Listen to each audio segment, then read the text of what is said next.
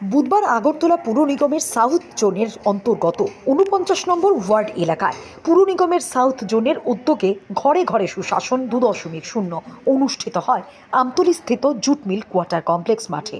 এই দিনের এই অনুষ্ঠানে উপস্থিত ছিলেন আগরতলা পুর নিগমের মেয়র দীপক মজুমদার, বিধায়িকা মীনা রানী সরকার এবং ডেপুটি মেয়র মনিকা দাস দত্ত সহ অন্যান্যরা। যারা সুবিধাভোগীরা অংশগ্রহণ করেছেন, যারা সুবিধা পাবেন এবং গত যেটা প্রথম পর্যায়ে হয়েছিল সাউথ জোনাল উদ্যোগে এই ধরনের প্রশাসনিক শিবির আগরতলা পৌর নিগমে, তখন যারা বিভিন্ন বিষয়ের উপর তারা কাগজ জমা দিয়েছিলেন সেগুলি কিছু কিছু ক্ষেত্রে আজকে প্রদান করা শুরু হয়েছে। তো সার্বিকভাবে আমি বলবো সারা রাজ্যে, সারা ডিস্ট্রিক্ট এবং ব্লক থেকে শুরু করে নগর পঞ্চায়েত, পৌরসভা, পৌর পরিষদ এবং পৌর নিগমের উদ্যোগে প্রতি ঘরে সুশাসন 2.0 প্রথম বছর আমরা প্রথম দিকে 1.0 যেটা আমরা শুরু করেছিলাম, তো উৎসাহ এবং সফলতার সাথে আমরা এই কাজটা করতে পেরেছি। প্রচুর সংখ্যক মানুষ সুবিধা ভোগ করেছেন, সুবিধা পেয়েছেন।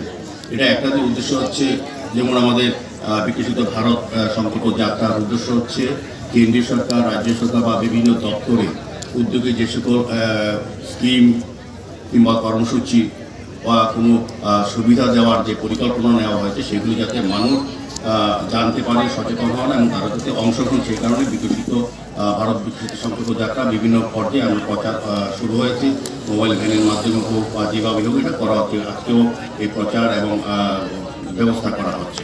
পাশাপাশি প্রতিদিন সুশাসন 2.0 যেটা 1.0 আমরা করে সার্থক হয়েছিলাম, সফল হয়েছিলাম, তারপরও রক্ষা করার সরকার দেখেছেন যে অনেক অংশের মানুষ যাদের জন্য বিভিন্ন পরিকল্পনা রচনা করা হয়েছে, স্কিম তৈরি করেছে, তারা কিন্তু সে সুবিধা ভোগ করতে পারছেন না বা জানতে পারে না বা তাদের প্রশাসনিকভাবে তাদের কাছে পৌঁছে দেওয়া যাচ্ছে না। আমাদের সরকার আসার পর, রাজ্য সরকার ডক্টর মানিক সাহেব যে সরকার গঠিত পর আমরা চিন্তা করেছি যে না, আমাদের যে স্কিমগুলি আছে কেন্দ্রীয় প্রকল্প এবং রাজ্য সরকারের বা পৌর নিগম বা বিভিন্ন দপ্তরে, এই স্কিমগুলি আমরা মানুষের কাছে পৌঁছে দেবো সরকারি পর্যায়ে এবং যে যে জায়গায় যে যে প্রতিষ্ঠানগুলি সরকারিভাবে, যেমন আমাদের পৌর নিগমের 11 নম্বর ওয়ার্ডে আমরা প্রথম 1.0 আমরা প্রতিটি ওয়ার্ডে করেছি।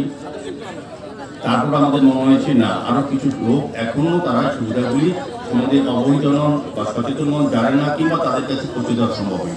আগে যারা এখানে সিপিএম করেছিল, বামফ্রন্ট সরকার ছিল, তখন তারা কিন্তু এই মানুষগুলি সুবিধাগুলি দিতে পারেননি বা দেওয়ার সুযোগ হয়নি, করেননি কিংবা তারা জানতে পারতেন না। আমাদের সরকার আসলে মনে হচ্ছে না, আমরা অন্তিম ব্যক্তি অবধি প্রত্যেকটি লোকের যা যা সুবিধা, যা যা স্কিম আছে তাদের উন্নয়নের জন্য, জনগণের উন্নয়ন করানোর জন্য সেগুলি আমরা সরকারি ব্যবস্থার মাধ্যমে আমরা পৌঁছে দেবো। যেমন আমরা